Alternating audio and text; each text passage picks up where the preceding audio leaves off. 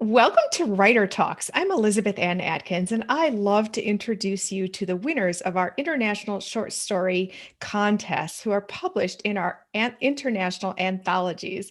Super excited about the hot topic tonight because I am interviewing one of our erotica writers. Her name is Wendy Goodman. She's coming to us live from the Washington, D.C. area. Welcome, Wendy. Thank you, Elizabeth. I'm so happy to be here. Yay, awesome. So your stories are so fantastical. One is Route One, and everybody, you can read them on the twosisterswriting.com winning writers stories. They're also published in our international anthologies. So Wendy has two winning stories. One is the Chevy Chase Club, and the other one is Route One. And as a judge of the contest, I remember exactly how I felt when I was reading them, and I was like, "Wow, I love erotica, Wendy, and you are a lawyer by day. So can you talk about why you write erotica?" Um, well, it's fun to write erotica. Mhm. This story, the challenge I gave myself in writing it was trying to make it as titillating, as hot as I could without it being hugely graphic. Um, Right. some people love that in their erotica. I love Mhm. both, but I Mhm. also love and seek out and don't necessarily always find really, really good writing and really good character development along Right. with it. I know that sounds Right. very female when we're talking about sex But or it's porn, true. but it's true. And and I and my more graphic erotica, which I have some out there, not yet published, but trying to, also is really good writing and has great characters because it matters to me in that context too. Mhm. That stuff hasn't been published yet, in large part because I've been kind of picky about where I want it, because which may limit me in having success. So I may have to kind of change that direction a bit. But but that's why I want to try something different here, in the hopes Mhm. that if I tried to, restrict my language and restrict how things were described, whether it one could be successful in that way, Uh-huh. like still exciting, still arousing, and also maybe reach more people in that way Yeah. who Yeah. don't feel as comfortable with something more graphic. Yeah. Um, Also, I think Route One is the perfect example of this. It's Yes. really fun for me to envision very hot sex, very hot settings with real people Yes. having sort of awkward situations that Yes. stumble. That's real. Yeah. I think so much of erotica is fantasy, which is Mhm. fantastic, but but it's not reality. So sometimes, like reading and television shows, pop music, all kinds of things that set us up for what we imagine our lives are supposed to be like. Erotica can do the same thing when we're reading somebody else's completely made up sexual fantasies, right? We all have, but sometimes it's this feeling of like, that's kind of too perfect. I wouldn't be able to perform in that Oh, tiny bathroom in the airplane, right? Or I wouldn't be able to, right. like, all of these things. It's so fun to think about, but we don't play out. So what I love about this story is the idea of trying to take these two people who can still be super sexy, super hot, but are fumbling a little, Yes, I and love it. make it seem real to me, and then that makes it Mhm. even Mhm. sexier to me and more accessible. I Yes. think that's part of it. Is I want it to be accessible, too. Yes, I love that. And that's all in the mind because Yes, you did a masterful job of that because the story Route One had this like real competition in her mind, yeah. in your main character's mind. It was like a power struggle. And I loved it. It was like her mind was saying one thing, her body was saying something else. And it was just, and he was saying other stuff, and it was just awesome. So I always say that erotica is graphic and it's beyond the boundaries of traditional writing. However, it's not just writing those titillating words Right, showing a tangle of limbs. right, That's only exciting to a point. right, You have to engage the spirit, you have to engage the mind, and like you said, make it relatable. right. Yeah. So, but how do you feel when you're writing it? Yeah, it's definitely arousing. no, there's not, you know what's less? Editing it. So when I would edit, and because I worked from the beginning of the story with my writing group, I mean, I went Uh-huh. through a real editing process with them where I got feedback and went back and edited. So maybe when I was editing, I could be, I treat it like any other bit of writing I do. But Uh-huh. for sure, because the other challenge that I really enjoy is trying to describe the scene and the sexual moments as specifically. I think that's partly how I'm trying to get away from the graphic stuff as specifically as possible. So the best example is the crawling scene. I Yeah. definitely played it out so that I could imagine what I was describing, because Right. I wanted the impression to be that Oh. this woman right now thinks she's got a moment. She's going to put on this act, and she's going to, and I wanted it to be as drawn out. And so I Uh-huh. was like, well, I can't, I actually have to do that to picture left hand, right shoulder. Like it's not going to be Right. right if I No. get Uh-uh. down on the floor Right. and try to do it so that Uh-huh. I could describe it. So I was writing it and on the floor, like right, left hand, right shoulder, right, so that I could and so so that's fun and just right out funny. Yeah, And then yeah. there is like it's when you want to describe that tingle that's running up the back of your neck and down your spine, it's like it's it comes right. You can actually kind of like Yeah. do it. And so that is of course a super fun thing to do. Uh-huh.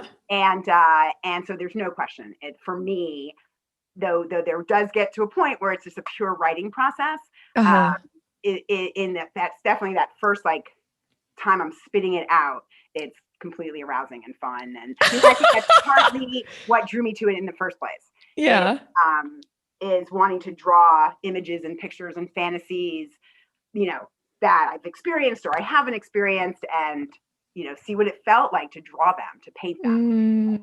So That's really fun. And you know what, Wendy? I'm watching Bridgerton, and it's set in Regency England in the 1900s when yeah, the codes of, what's appropriate for women were right, so strict. right, So that made every nuance and innuendo and even the slightest touch of the hand or yeah, hand on the neck is just like so beautiful and erotic, really, for the time. right, And the build up to when they actually were married and consummated, the act was just right, steamy hot. yeah, yeah, So that's the fun of it, the build up right. and It's those little moments. it's all in the build up. It's all in the build up. And I get that again, for some audiences, they're like, ugh. Like I get, right. Like what? But that's the whole thing to me. That's the whole thing Mhm. to me. And writing that and trying to create that is, it's so fun. Yes, yes. So here's another interesting thing about you is that you pushed pause on writing for a long time Yes. and you most just recently got back into it. Can you Yep. talk about that? Yep. So I wanted to be a writer when I was in college. That had been the plan. And then I sort of shifted into government and to politics and to history, and the focus of even my academics became history, and my involvement on campus got heavily involved in student government, and I'm like that's what I want to do. I want to go into politics. I want to go into government.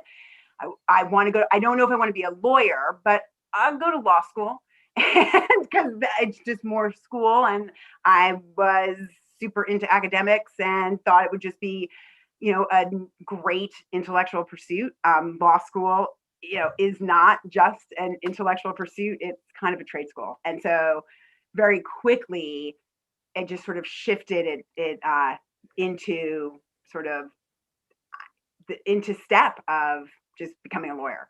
Mhm. It happened very quickly. And though when I first got to law schools, I still writing was still at the forefront of everything I did. It just was no longer creative writing. Like I was the teaching assistant for the legal writing class. I was like I Mhm. couldn't not always have like the extra writing thing, Uh-huh. but it was no longer creative. Uh-huh. And I also think that to be fair to myself, but it's a little unfortunate that I had gone through some things in college that were sort of a lot of emotional turmoil, and a lot of the writing happened sort of before and around that, the creative writing. Mm-hmm. And I was really happy to kind of move out of that space. When I write, even erotica, anything, you really dig into your stuff. Yeah, you And do for I think sure. I needed a complete break Mm-hmm. from being in that space, and Mm-hmm. writing that wasn't a history paper about Thomas Jefferson or my class was an emotional space I didn't want to be in anymore. And Mm-hmm. so it just happened. And off I go in the other direction. And I'm a trademark attorney at the United States Patent and Trademark Office, an agency of the federal government. And in 2018, after both my parents died, which was 8 years ago and 3 years ago, during that period of time, there was just like a little bit of writing happening. And I think I kind of had no choice but to be back in an emotional space, because I was Oh. and turn to writing. Some of it was little secret erotica stuff. Some of it was stuff about my parents. And I was, if I would share it on Facebook and get a lot of really positive feedback, and I thought, maybe I could do this again. Maybe, it's something to explore. And so it is 2 years ago, this fall, is the anniversary of my looking for a writer's workshop near me. And they're Uh-huh. an amazing writing program and nonprofit organization in Bethesda, Maryland, minutes from where I live, called the Writer Center. And I found a writing group there, and we are Oh. still together, and they are why I'm here completely. Wow. And what is it about being in a writers group that's so inspiring for you? Um, Reading, well, one, the hearing other people reading, right? Uh-huh.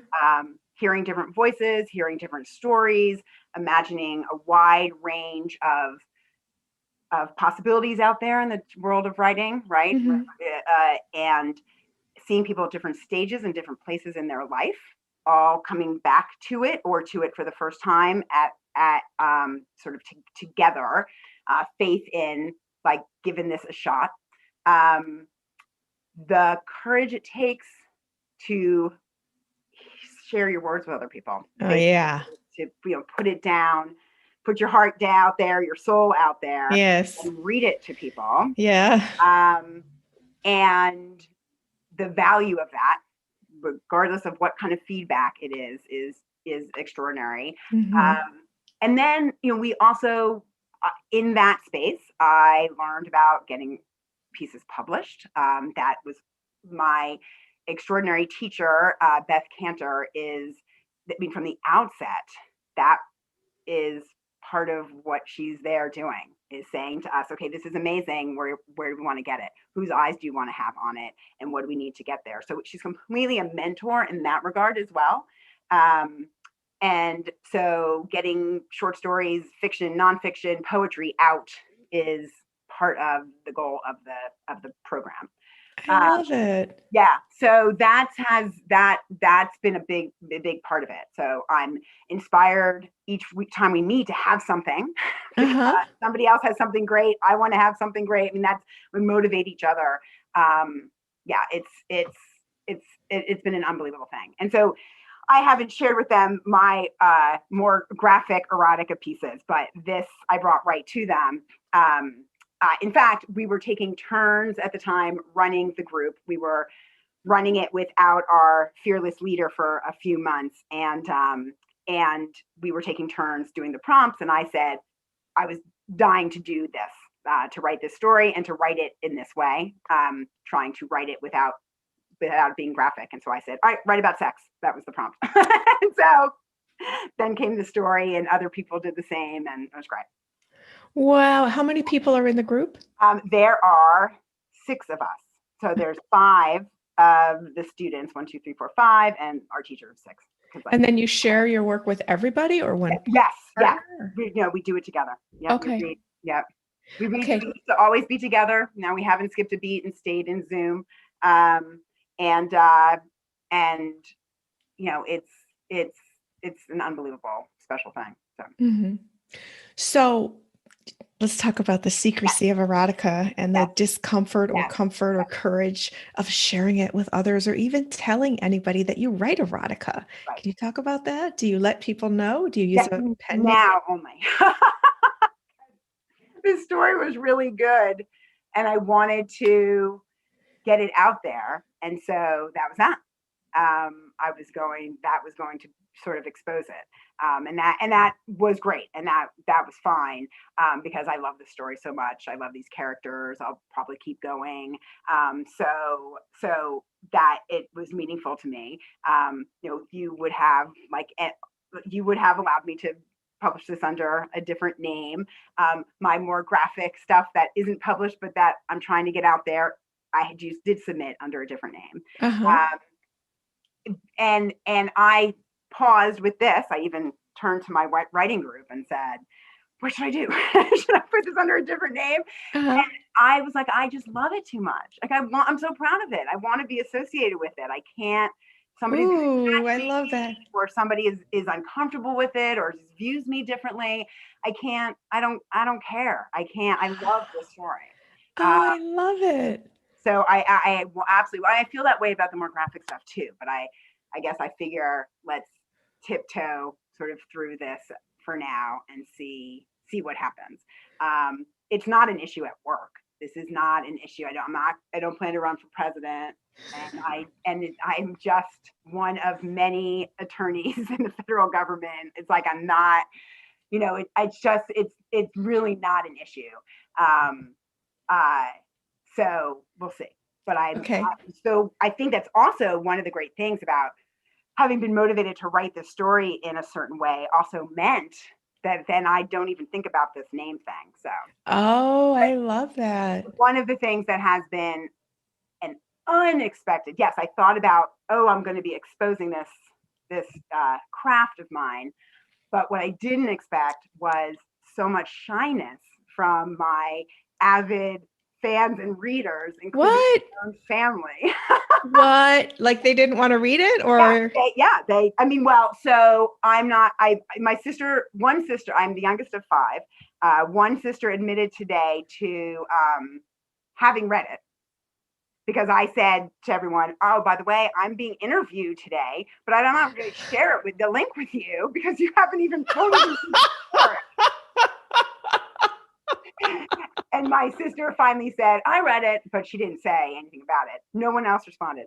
And so so at the time, I share all of my writing with them. I have other writers in my family, and plus a lot of my writing is about our parents, and they read stuff before I've even finished it. uh-huh. And I sent this, and I said, "Oh, by the way, I won a contest, and it's erotica," and I said, "And it's fiction." And because I am their baby sister, and even though I'm about to turn 50, I guess it's possible that's, you know, making them feel weird. And so and nothing, like crickets. My brother had some weird Wow. excuse. My sister said she was blushing. My 30-year-old nephew may have been the only person who read it and actually gave me like real life feedback. Um, Wow. so that's been amazing. Then um, I share things on Facebook, and I have a number of people who are just good friends of mine, who, and some also just Facebook acquaintances, but other people in my life, good friends of mine, who are like my biggest writing fans and show up. Like they see my post like that, they read it, they share it, they all this, and they were absent. And so I send people texts What? and emails and said, "Hey, just in case you've been off Facebook, you know, for the last couple of days, I wanted to see that I won a contest. I want to make sure you saw it because I know you always want to see my new stuff." And they're like, "Oh, I saw it. I read it." And one said, "Oh, I read it, and I had to have a cigarette after." And one said, "Oh, I read it, and I'm still blushing." And one said, like, and or their comments even on the Facebook post or on Instagram were just so funny. Like they don't it was impossible to tell if they actually read it or if they were just congratulating. I was stunned. And I mean, maybe I am naive and I'm just comfortable in this space. And I think, who doesn't want, to read a great story that's a little sexy and titillating and fun and it's and and I wrote it, you're a good friend, and apparently not. Which inspired me Wow. more to keep doing this, actually. Oh, how so? That's so fascinating because I think that might make some people shut down. Yeah, well, because I don't know, I don't know what that is. I don't know what that is. And if it wasn't over a text conversation or an email, and when I have an opportunity to see some of these people actually in person, even my brothers and sisters, I will ask a little bit more. What the heck is going on here? It's not dirty. It's not graphic, and because I'm curious about that. And actually, I'm super curious about it because I think I'm trying to write it in a way to invite in different sectors of people, a different audience. Oh. And so what is it that's making them feel shy, right? What is it that's Mm. making them blush? What is it that makes them, they read it, they enjoy it, but didn't want to acknowledge it to me? There's something there. Is it embarrassment, right? Or discomfort with talking about sex, reading about sex? Is it a feeling of, was sort of one of my points I made before, a feeling of, I read this and this isn't what my sex life feels like, and it's more exciting to read this than mine is, and I feel bad about that, right? That's Hmm. also to me what romance novels suck for that reason too, right? Is that feeling of like, I've never had this kind of love affair, I've never had this kind of romance, and for some people that's an escape, right? I think Right, that exactly. draws you to it, and Yeah. that longing and yearning for that of your own draws you into a story about that. But I Hmm. think for some people, it deflects them, Hmm. and can shut them down. And so something felt weird, and I would love to know what it was, Hmm. and to be able to kind of contextualize that a bit and get at it, to either invite them in a more comfortable way.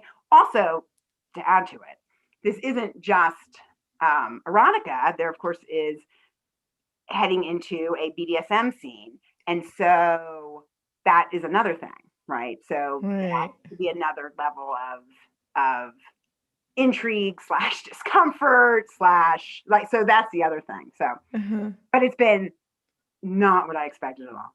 I mean, it's Mm. been hilarious, particularly with my brothers and sisters. But Yeah, that's so yeah, interesting. Okay, so Wendy, you want to read something for us? sure.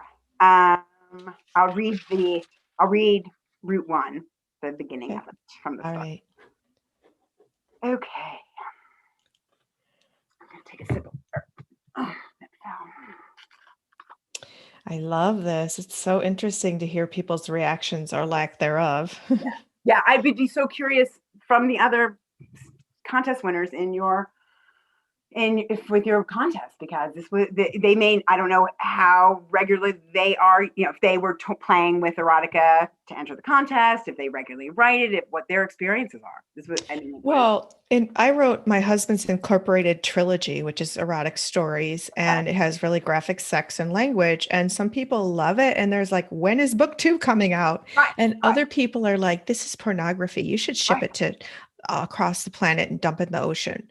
right, They're just so disgusted by it. So I love it. I yeah, love wrapping words around all the emotions and all yeah, the feelings and yeah, that are so hard to describe. It's yeah, really challenging. yeah, it is, it is, it absolutely is, Mhm, and has highs and lows, and had, yeah, that's what I love it. mhm. All Yeah. right, Okay. Ready, ready, ready. yeah. Route one. Route One.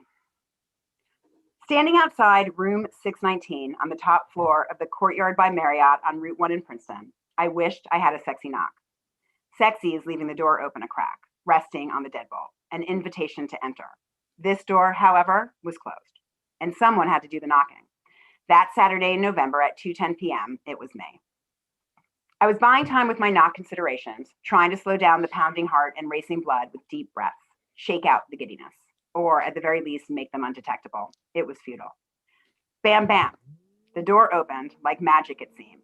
Then a voice, The voice that crawled up my neck, seeped into my cells, wound its way around my vertebrae to the base of my spine, awakening while dizzying. His voice from behind the door instructed, "Take 3 steps in."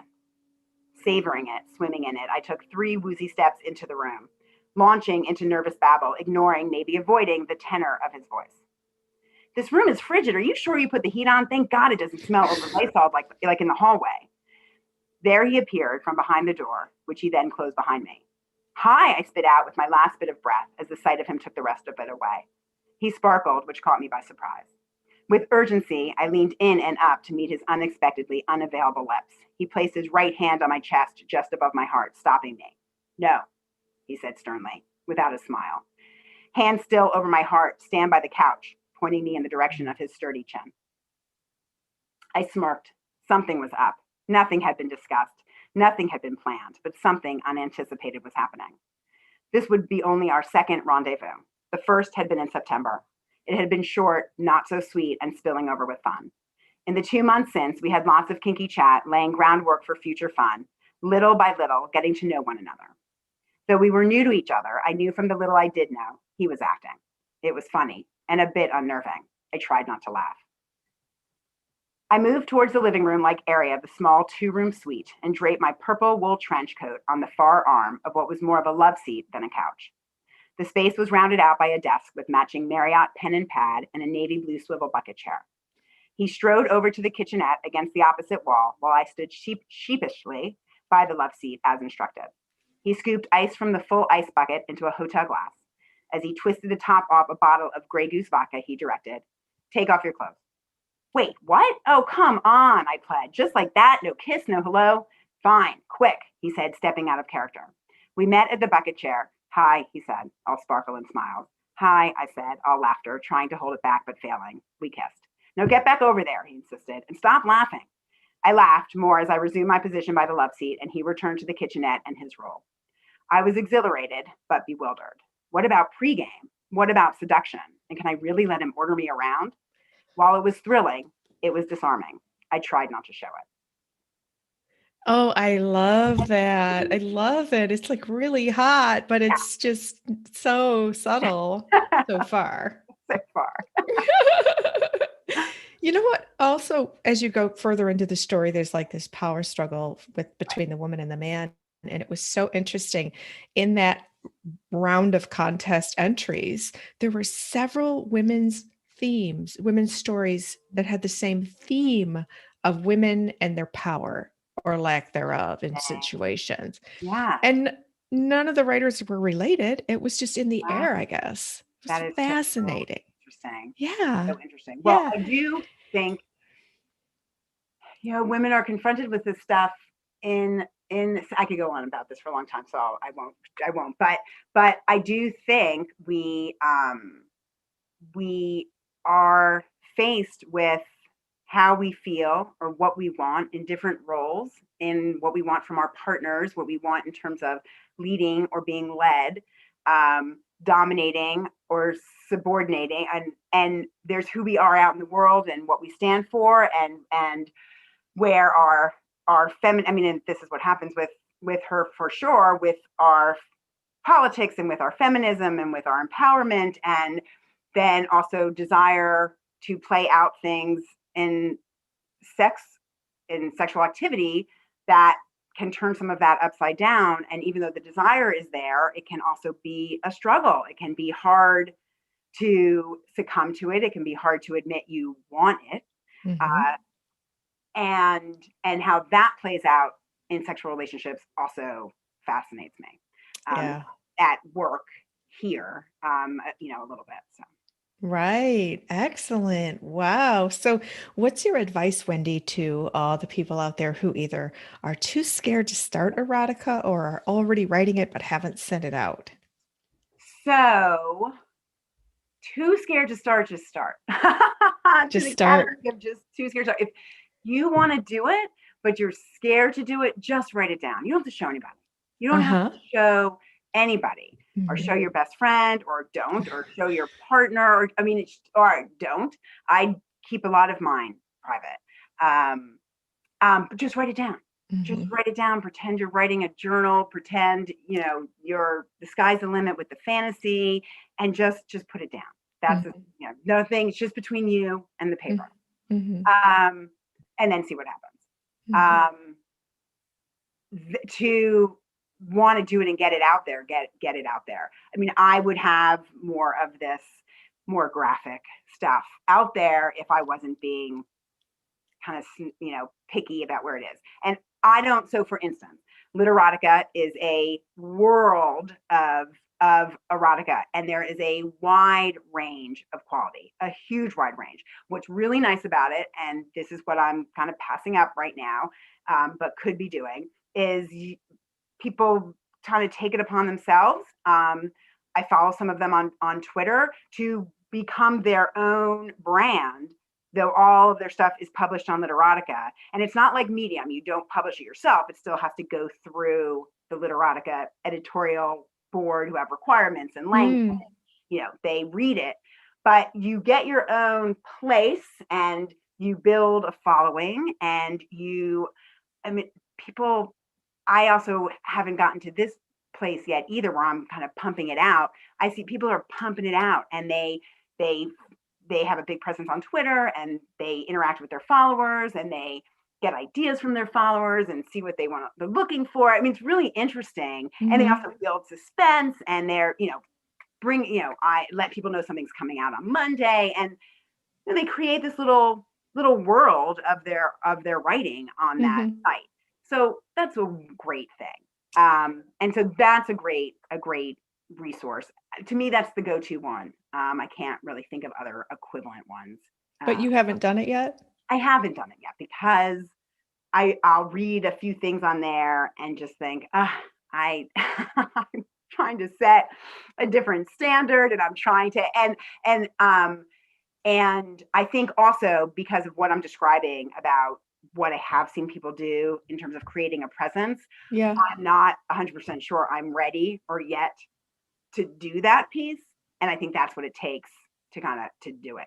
I Okay. also know that some of these people have done some self-publishing on Amazon, or so Mm. through some of the websites where you self-publish and then sell it, or doing short little books that they sell on Amazon and make a little side income doing it too. They're Mhm. doing a lot of writing, and that's definitely some of the better quality stuff. I just Mhm. haven't been able to kind of shift that amount of time both into the Right. writing and then Yeah. into the piece where you're publishing and promoting it. Mhm. But it's definitely out there.